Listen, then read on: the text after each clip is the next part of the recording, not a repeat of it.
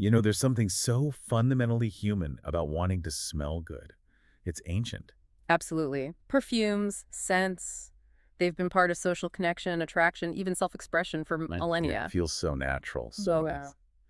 But here's the twist, and it's kind of surprising. uh-huh.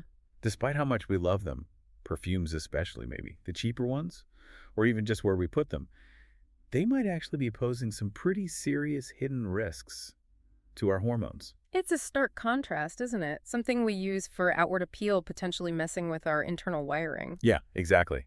And that's what we're diving into today. We want to cut through the noise, uncover the real risks in perfumes and deodorants too, actually. Mm-hmm. Our goal here is to explain why certain chemicals are a problem, why where you spray matters so much, and importantly, how you can still use these things safely, consciously. It's about giving you the understanding you need for your own well-being. A bit of a shortcut, maybe? Right, so let's get practical. If you were grabbing your perfume bottle right now, where would you usually spray it? Think about it. It's funny how automatic it is. Most people, when you ask them, they'll say the neck, often right around the thyroid area, even if they don't realize it. Okay, the neck. What else? Well, sometimes more intimate areas, Hmm. and very, very commonly, the inner wrists. The inner wrists? Yeah, I do that sometimes. But the skin there is really thin, isn't it? Extremely thin. And that's not all. You've got major blood vessels running just beneath the surface. Okay, so that's the immediate worry with the neck, the wrists. That's the first point, yes. Thin skin plus high blood flow equals easy entry for chemicals directly into your bloodstream. Like a direct highway into the system. Pretty much. It bypasses a lot of the body's natural filters and defenses. So once these chemicals get in, Yeah. how do they actually interact with us? You mentioned hormones. We hear this term, endocrine disruptors. That's the key concept here, really. Endocrine disruptors. They're chemicals, sometimes even natural things, that basically interfere with your body's entire communication system. Not just hormones, then. No, it's broader. It affects hormones, yes, but also enzymes, even neurons. Think of it like interference on a phone line. Okay. And a major way they do this is through something called molecular mimicry. Mimicry, like they're pretending. Exactly. Imagine your immune system is like, a security guard. These chemicals look so similar to your body's own signals or structures. Like the fake ID. Kind of. The security guard gets fooled, lets them in, and then they start causing trouble. Sometimes they even confuse the body into thinking its own tissues are the enemy. So the body attacks itself. It can happen. It loses that ability to tell self from non-self, friend from foe. And this isn't just about what we spray on our skin, is it? Perfumes are airy. That's a really crucial point. Even if you don't apply it directly, perfumes release volatile compounds. You breathe them in. Every day, probably without thinking. Constantly. They enter through your lungs, your nose, mucous membranes, glands, not just the skin. And, this applies to deodorants, too. Right, under the arms. Lots of glands there. Yeah. Sensitive area. Precisely. Same concerns about absorption. Look, this isn't about panic. It's just about being aware. These products need conscious thought, too. Okay, so let's get specific. This is where it gets really interesting. What actual ingredients should we be looking out for? Let's start with phthalates. Phthalates, yes. Many people know them from plastics, microplastics. Yeah. But they're definitely used in perfumes, often to make the scent last longer. The main issue, they mess with hormonal communication.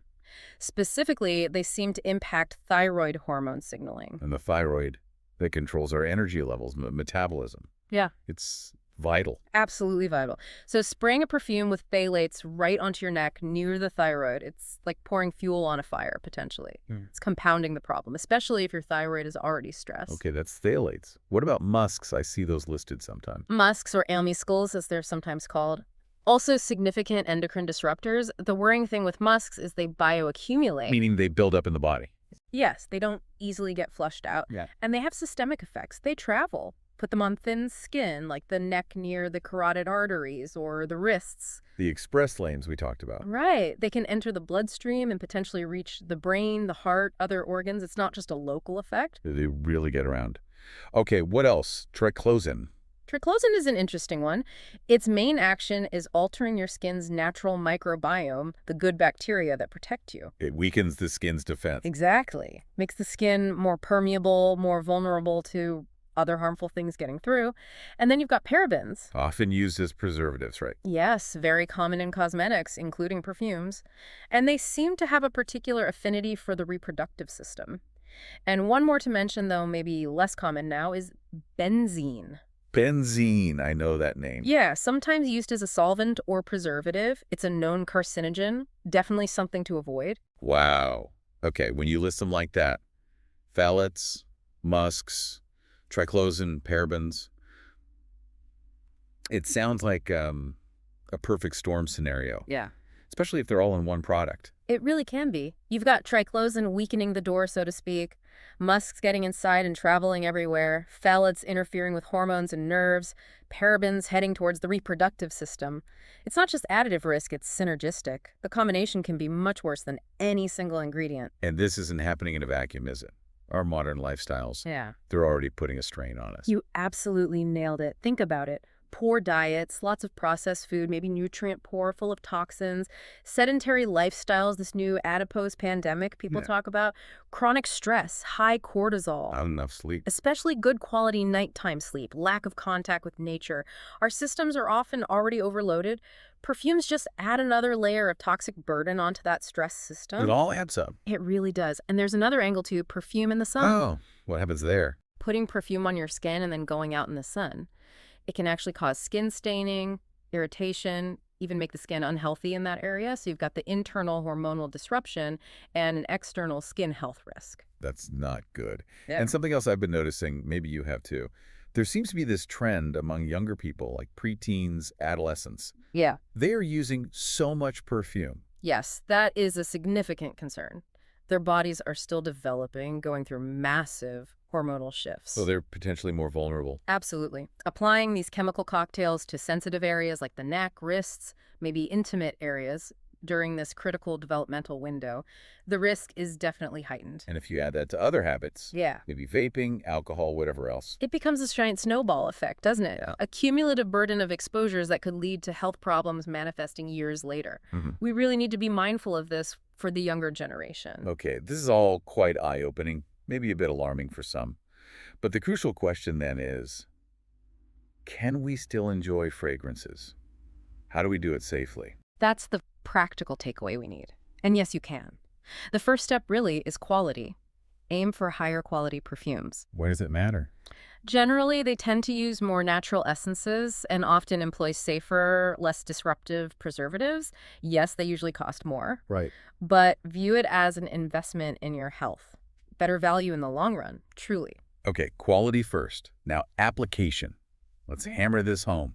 Where should we absolutely not be spraying perfume? Okay, let's be crystal clear. Avoid the neck, especially the front near the thyroid. Definitely avoid the inner wrists. Remember that thin skin and those blood vessels. Got it. And absolutely avoid intimate areas. Also, try not to inhale it directly when you spray. Maybe spray a paper strip first if you want to smell it intensely. Good tip. So if those are the no-go zones, where can we put it? Where are the safer spots? Think about thicker skin, areas less directly connected to major circulation points.